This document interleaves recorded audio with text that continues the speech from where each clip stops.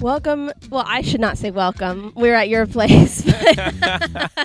Thank you so much. Thank you for being All right, the first ever Joe Dart, a library interview. Exciting times.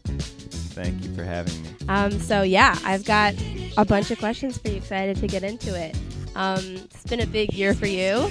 How are you feeling? I am ecstatic. Just a few days from the release of the new record. Yeah. And Jack continues to surprise us with by dropping singles. One of them dropped this morning, Running Away. So good. I woke up and checked my email, and there it was. I'm beyond stoked for the album, and it's been a crazy year as far as live stuff. Yeah, and we'll get into that. But as far as Joe Dart goes, your story is quickly becoming the stuff of legends, but there are still probably people out there who don't know it. So, let's hear it again. How did you get started playing bass? Sure. I started when I was pretty young. I was probably about 8 years old when I first picked up a bass. Grew up in a big family, 4 siblings. My parents were both, played music as a kid. My grandfather was a professional musician, so luckily the seed was planted pretty early. Instruments were all over the house, and there was at least the ambition of a Dart family band. Nice. And I was the bass player. So within a couple of years, I had found some good musicians at my high school, and we formed a band. And I spent middle school and high school playing in bars and parties with my band, and then also in my school bands and my jazz band. Pretty quickly decided that I wanted to pursue music and go to music school. So that's what I did. I was going to go to Berklee College of Music, where my best friend and bandmate went, where a lot of my heroes had gone, where I had visited, where I had done a music camp, and I loved it. But at the last second, I had a change of heart. I went to University of Michigan instead, where my older brother had gone. It was when my older brother was in school that I came down to visit when I was still looking at colleges. And I came down to Ann Arbor, and he said, "There's this amazing band playing at the Blind Pig tonight. We gotta go." Oh man! It was a sold out CD release party for My Dear Disco. Oh, man. And for those of you not in the know, My Dear Disco was the college band that Theo Katzman was in, that Joey Dosick and Tyler Duncan were in. Yep. So that must have been a hang. It was crazy. The show was sold out. I was not yet 18, but neither of those stopped us. My brother snuck us in the back door. I ended up front row. And I was completely blown away by those guys, by Theo, by Joey, the whole crew, and that sort of I think at that moment I realized, like, okay, this is a really, really amazing music scene, amazing music school. Those guys were really. That was what I wanted to do. I wanted to do what they were doing. So when I finally did come to U of M. I met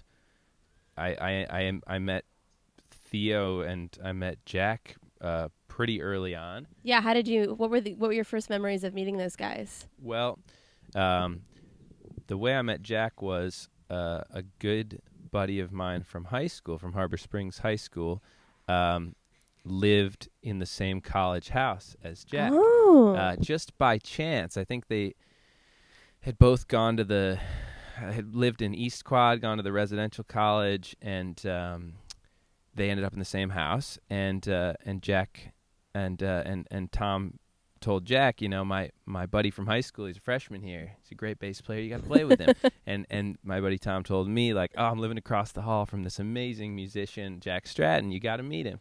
So we ended up meeting up, and it just so happened that Jack's college band needed a new bass player, Yes. and that was really the beginning for me and Jack. Was that he had me audition. We had a great thing instantly, and I joined Groove Spoon, Jack's college funk band, and the rest is history. Totally. Yeah. What about Theo? And Theo, I met at the first Groove Spoon show. So the first time that Groove Spoon, first Groove Spoon show that I was a member of the band in, and Groove Spoon also had Antoine Stanley. Yeah. First show, I met Theo, and he was freaking out. he was, As one would be. As Theo would, and as anyone would, seeing Antoine, and I was freaking out, and so we hit it off, and pretty shortly thereafter I played with Theo for the first time, and it was just very organic, and it was at a Groove Spoon show that I first met Woody. Yeah. And I just I was very lucky to go to U of M at a time when all of these amazing musicians were there, and those musicians have gone on to be my friends and bandmates. Yeah, I mean, but you were only at U of M for a short time, am I right? I mean, yes. What were some of the things that you did and didn't like about being in music school? Sure. I think a part of me had already kind of decided that I wasn't going to finish college. I think there was already the seed of like, oh, okay, I see what you're supposed to do. You're supposed to go to Berkeley and then drop out and go on the road and become a famous musician or something. Right. Like a part of me thought that in high school, and then there was a part of me that really never fit in school at all. So even in high school, I think at one point I might have even wanted to drop out of high school or not go to college or some unacceptable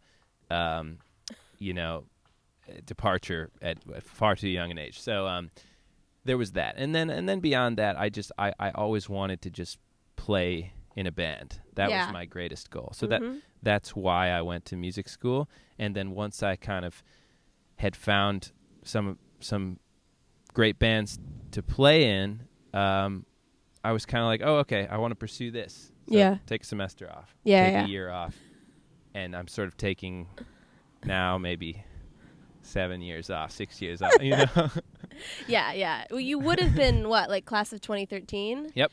Gotcha. X13 they call it now. Oh, at least I saw that in the That's funny because they still want to put you in the alumni magazines and stuff, right? I'm sure. It's been amazing. I mean, I love U of M. I love Ann Arbor. I'm proud to be a alum.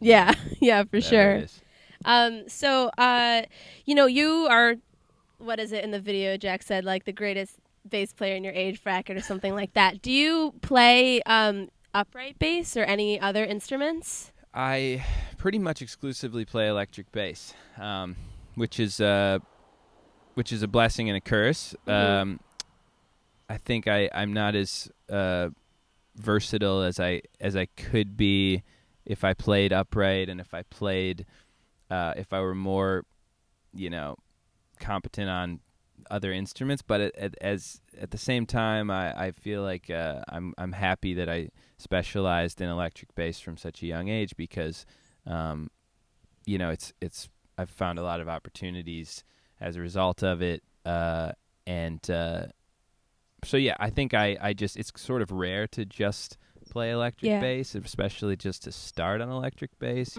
So many players started on guitar and switched to bass, or started on upright and switched to electric, or it's one of the instruments they play, which is amazing too. I mean, the fact that Theo or Jack, I mean, these guys are also amazing bass players in addition to all the other instruments they play. But I was the specialist from early on, so so it is. And so but you picked that because you were going to be the bass player in your family band. So exactly. It could have gone another way. Yeah, very true. Yep. Yeah. So you are a big inspiration to a lot of aspiring bassists these days. I'm sure that is awesome. But what advice would you give to someone who's trying to become a better bass player? First of all, it's the highest honor for me anytime someone says that I inspired them to play, or inspired them to, practice or learn this Wolf tune. It's crazy for me to hear, and I'm so honored. The thing that I often tell bass players if they ask me, like, well, what's something I could work on, or what's a way to approach this, I always say, just remember the importance of time and groove. Just remember that you, as a bass player, have to be one with the drummer, have to be one with the groove, and you're equally a timekeeper and equally in charge of the way a song feels as the drummer is. Yeah. So that's, to me, the most important thing. The other things like that are foundational, of course you need to work up to a certain level of technique and dexterity and theory, but those things don't mean all that much if you don't have a really great sense of groove and time and feel. Totally. And you did a lot of practicing like to a click, right? Yeah, I had a drum machine that I played with endlessly before I found other people to play with, and then I found, luckily, some great drummers to play with. So I'd say, yeah, between playing with a metronome for a long time and then also grooving and getting really locked in with some great drummers in my life has made all the difference. I feel very, very lucky. Yeah, for sure. It's cool that fans get direct glimpses into Wolf sessions via the videos that Jack like puts together. When you walk into the studio, do you know anything about the song yet? Like, what is that like for you? I know nothing about what's about to happen. Anytime we go in the studio, it's completely it's a total surprise to everyone but Jack, and even then to Jack it's a total surprise what ends up happening. So I think what has made Wolfpack really special is the spontaneity of it, and just that everyone in the band or whoever's in the session is really like totally present in it because they have to be, because it's so new and everyone's on their toes and everyone's still figuring it out as they're going, and it's the first time anyone's ever played what they're playing. I love listening back to Wolf. Like I haven't heard many of these songs that are going to be on the record since we played them in the room, and I just remember them feeling amazing, but I don't remember what happened because I wasn't even really there consciously. I was just reacting. Totally. So. What is the process for recording? I think a lot of people are really curious about this in terms of like how many takes you guys use. Do you pick the bass that you use, or does Jack? Sure. I would say a typical session, Jack it's not always Jack, it might be Woody or Theo may have sent an idea around at some point. So at some point there may have been a text message with a voice memo or an email with a voice memo of an idea. But for the most part, it's totally new. We'd come into a room, and whoever is bringing in the tune for that day would play it maybe on keys, and we'd all hear it once through, and then we'd play it together with them and learn it.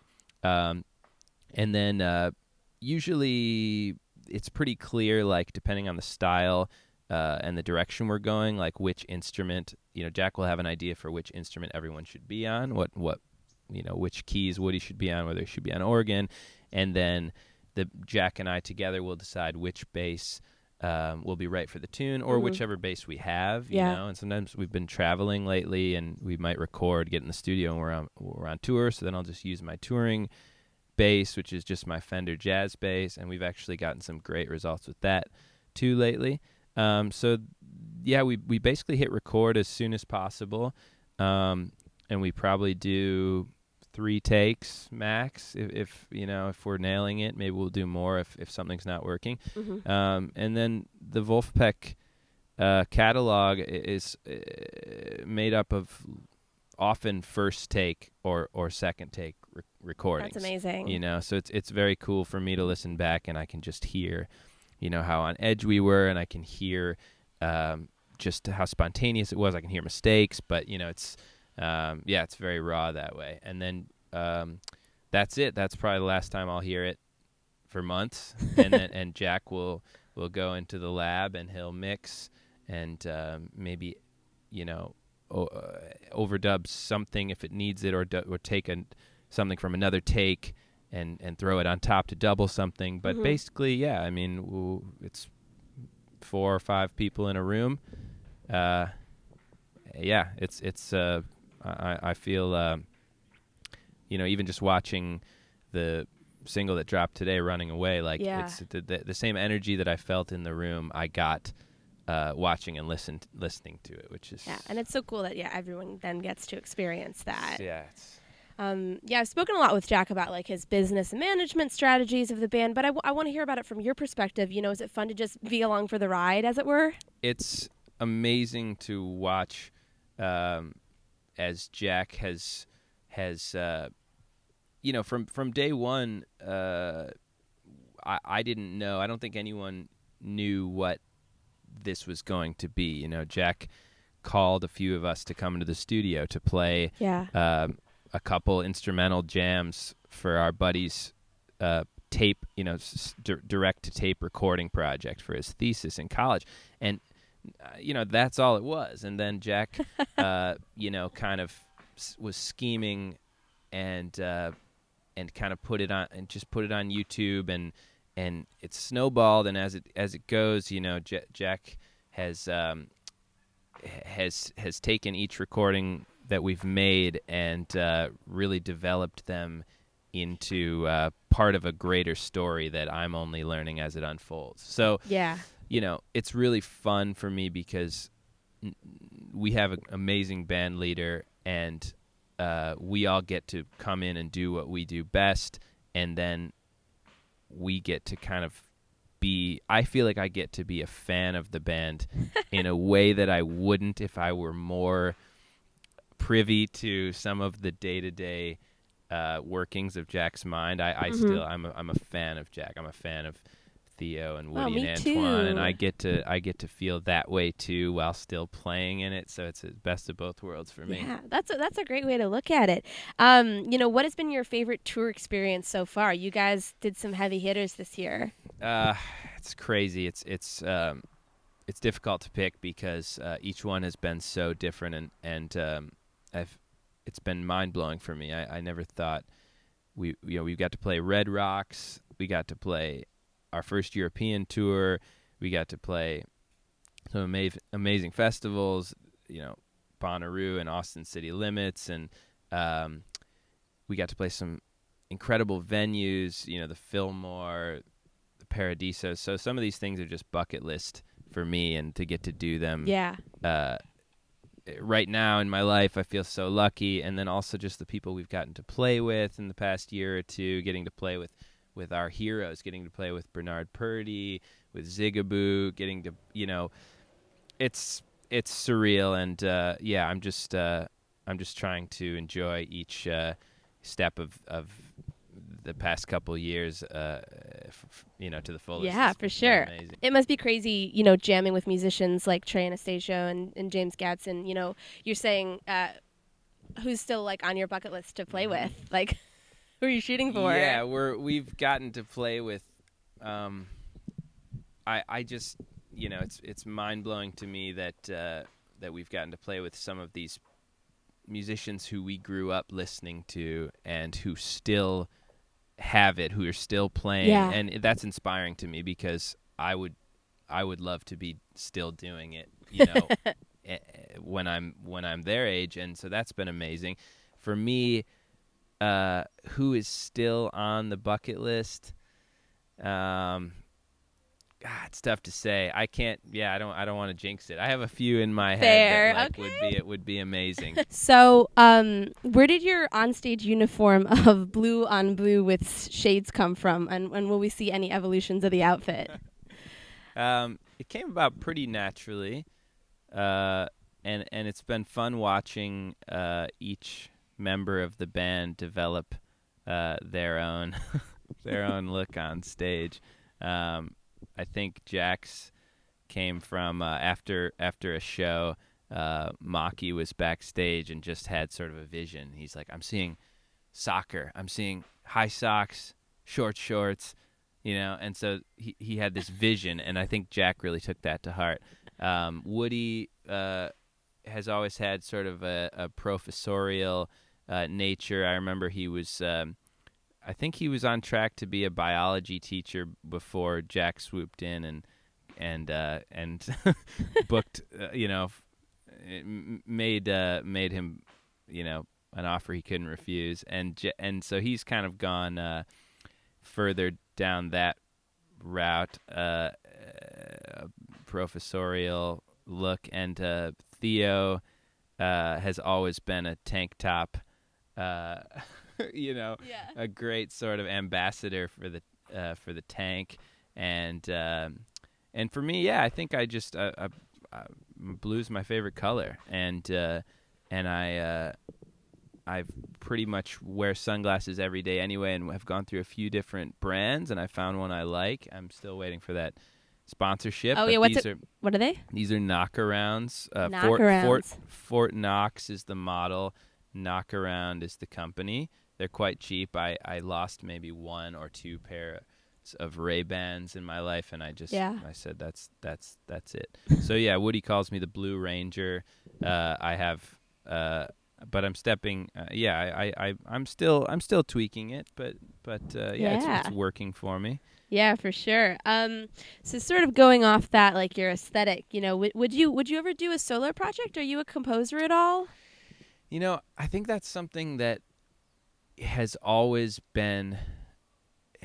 taken a back seat to being a sideman. So for me, I really have always prioritized playing as much as possible with as many people as possible, and then being a strong counterpoint in bands and with singer-songwriters. So yeah, up until now, my main focus has been being a sideman session player, bass player. But I want to put out a solo record someday. I don't know when that will be or what that will be. Yeah. But I would love to do that. Yeah, for sure. So speaking of that, like your role as a sideman, what music have you worked on other than Wolfpack that you would maybe want to draw people's attention to?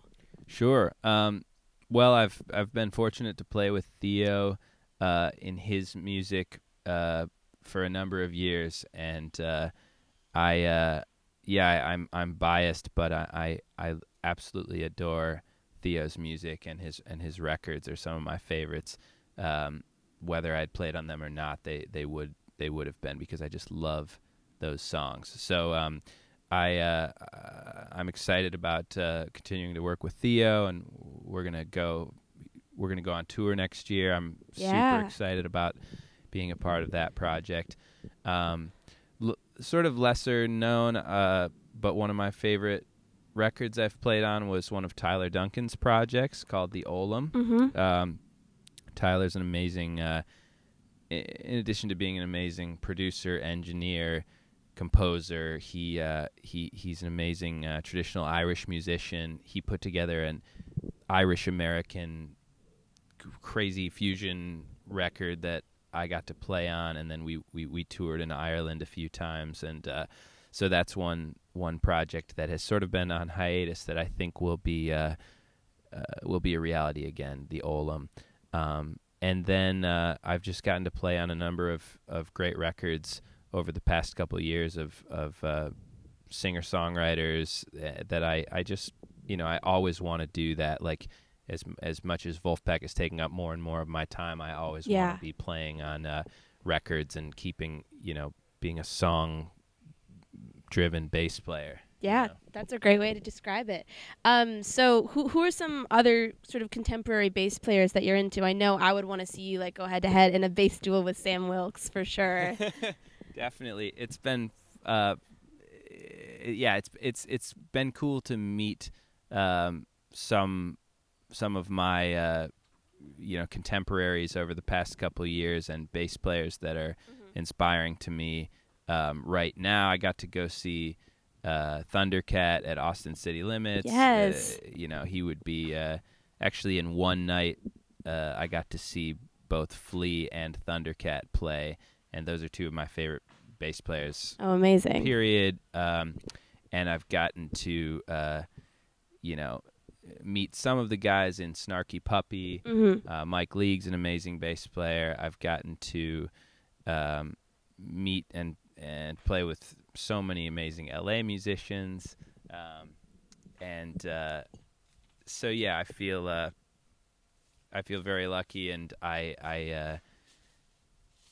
know that the bass player community is like very tight knit, and so it's a small world. Yeah. And it's very cool to be a part of it. Definitely, for sure. So your mom is super active in the Wolfpack like fan groups online. It's really cute. What's it like having such a supportive and amazing mother? It's the dream. She's the greatest mom in the world. We went on tour together. She came on tour when we went to Europe, and I had the time of my life. That's so awesome. She's been my number one fan since day one. Incredibly supportive, and yeah, I feel she's been to countless shows, and yeah, she's the greatest. Big ups to Abby. Yeah. I know Jack is into this Whole Foods diet right now. Are you into that at all? What recipes have you been digging on lately? Well, it's been fun to learn. I'm actually going to Jack's for dinner tonight. He's been helping put some of those food values into context in some delicious meals. Oh yeah. I love sweet potatoes. I love beans. I love all food. But I'm not yet diving in head first, though I'm taking what I can from the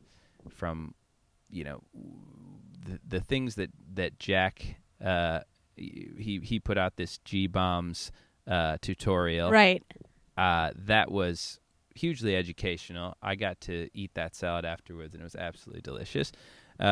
So yeah, I think I'm learning a lot, and it's a fun conversation to have as a band, because it seems that the things that have always bound us are music and food. It's all these have always been the pillars of most of my friendships. So it would make sense that it's all really coming together. Yeah, right now. definitely. So yeah, other than food, do you have any, non-music hobbies that sort of keep you going?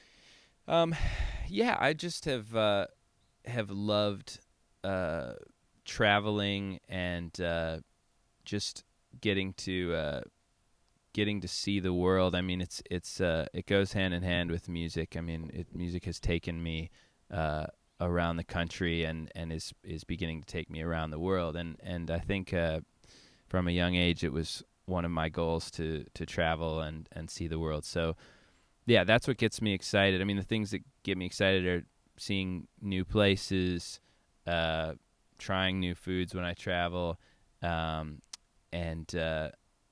playing music. And those three have gone hand in hand over the past couple of years for me. So that's good to know. Yeah. Well, those are all the questions I have. I mean, it's been great talking to you. I'm excited. Mr. Finish Line, new Wolfpack record drops November 7th. Yes. So everyone's going to get to hear those tunes. Are there any that haven't come out yet that you're really excited for people to hear? I'm excited about all of them. I'm just personally excited because, as I said, I haven't heard them since we recorded them. So I'm as soon as it drops, I'm having a party. Oh yeah, it's gonna be amazing. It's gonna be really great. Well, thank you so much. Thank you. Yeah. Yes.